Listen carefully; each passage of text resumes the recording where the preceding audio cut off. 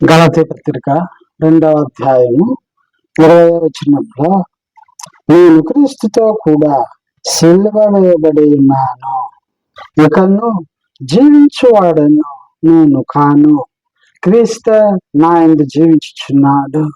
నేనిప్పుడు శరీరమందు జీవించుచున్న జీవితం నన్ను ప్రేమించి నా కొరకు తన్ను తాను అప్పగించుకున్న దేవుని కుమారుని యందు విశ్వాసం వలన జీవించుచున్నాను.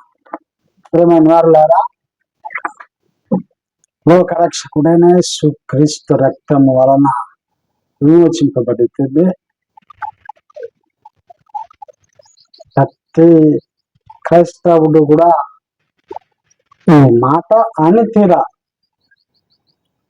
జీవించువాడను నేను కాను, క్రీస్తు నా యందు జీవించుచున్నాడు, నేను సిలువ వేయబడి ఉన్నాను. యేసు రక్తం చేత విమోచింపబడి యేసులో జీవించుచున్న ప్రతి ఒక్కరు వారి మాట ప్రతిరోజు ఈ మాటను, నేను ఎప్పుడో చనిపోయాను, జీవించేవాడను నేను కాను, నేను దేవుని కొరకు జీవించుచున్నాను, క్రీస్తే నా యందు జీవించుచున్నాడు అనే తీరాలి. ముందు అతనిలో చంపేయాలి, అహంకారంను చంపేయాలి, గర్వమును, అసూయతను, శరీరత్సాలన్నిటినీ కూడా చంపేయాలి.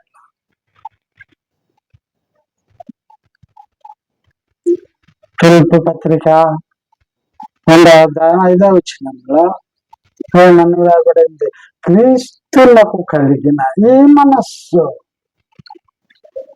మీరును కలిగి ఉండుడి. దేవునికి స్తోత్రం.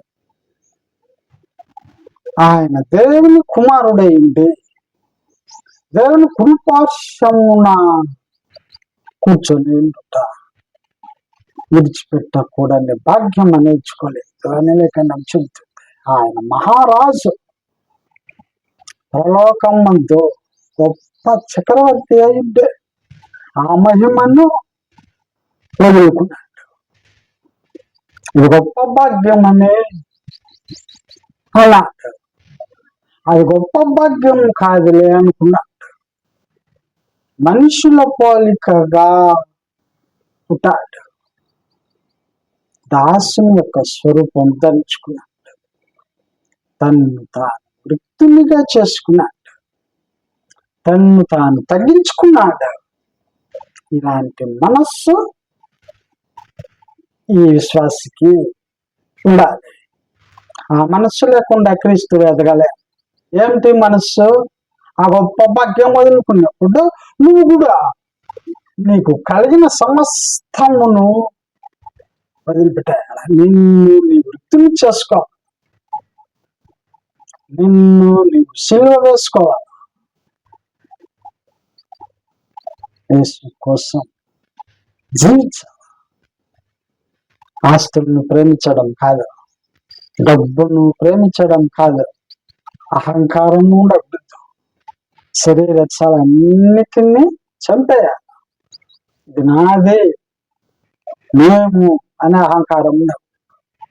క్షమా గుణం, సమాధానము వెతికి వెంటాడుతూ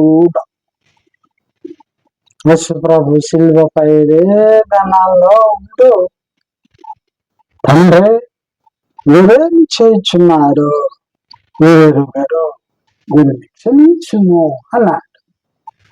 తండ్రి సత్యమందు వీరిని ప్రతిష్ఠత చేయుము అని ప్రార్థించినట్టు, తండ్రి నా వద్దకు వచ్చిన వారందరూ నీ వారు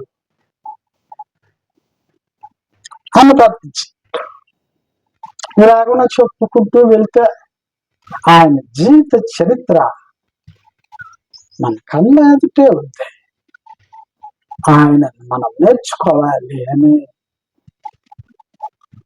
గలతీ పత్రికలో రాయబడి ఉంది. క్రీస్తు క్రీస్తునందు సత్యం ఉంటే ఆ సత్యం కూడా మనం నేర్చుకోవాలి. ఏంటి సత్యం? క్రీస్తులకు కలిగిన మనస్సు. ఆయన సత్యవంతుడు, మనం సత్యవంతులం కావాలి. ఇది సందేశం. వాక్యం ఉన్న వారిని ప్రభు దీవించును.